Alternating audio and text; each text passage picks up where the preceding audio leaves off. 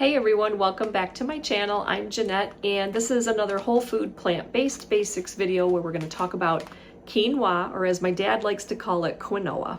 On a whole foods plant-based diet, we're often told to eat more whole grains, and quinoa is normally included in that. But quinoa is actually a seed that we treat like a grain.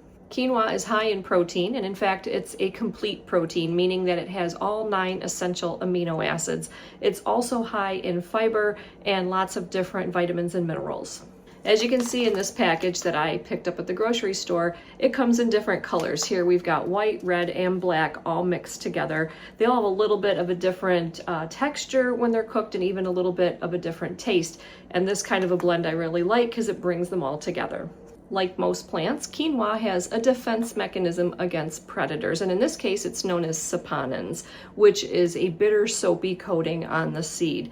Sapon from the Latin for soap, and for instance when I make soap, the process of soap making is known as saponification. So this bitter soapy coating on it makes it taste bad to anything that would try to eat it, but I've read that it might also cause some stomach upset in some individuals, so it's a really good idea to rinse your quinoa before you cook it. If you buy a package of quinoa, just follow the directions on the package. It will tell you whether to rinse it or not. I guess some packages might be pre-rinsed, but I always give it a rinse just to be safe. So it'll tell you whether to rinse it, and then it will also tell you how much liquid in quinoa to use and how long to cook it.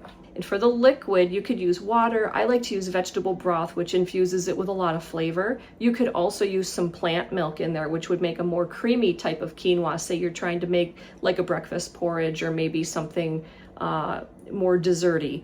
And I like to put it in a saucepan, 1 part quinoa, 2 parts liquid. Bring it to a boil, reduce the heat to low, put a cover on it, and let it cook for about 15 minutes until all the liquid is absorbed. And then remove it from the heat, leave it covered for 10 minutes, and then fluff it with a fork.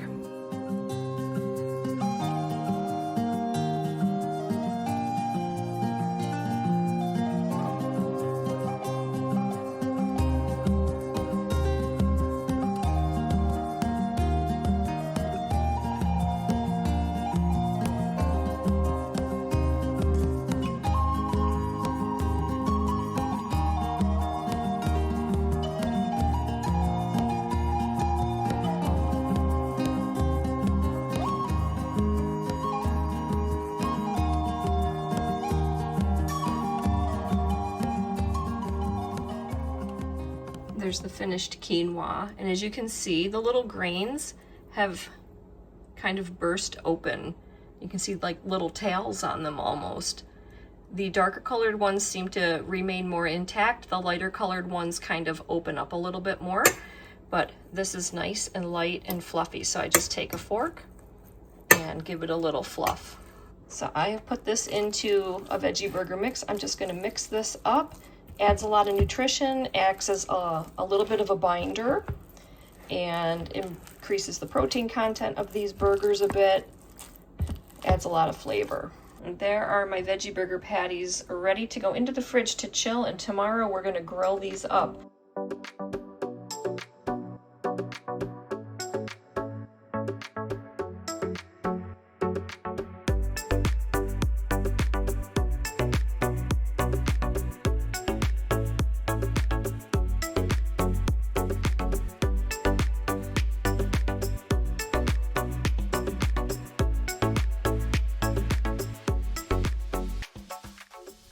So that's it for today's video about quinoa. I encourage you to give it a try if it's not something that you normally work with. It's a very nutritious food, and it's easy to cook. It's easy to work with. Like you just saw, I put it as a filler into my veggie burgers.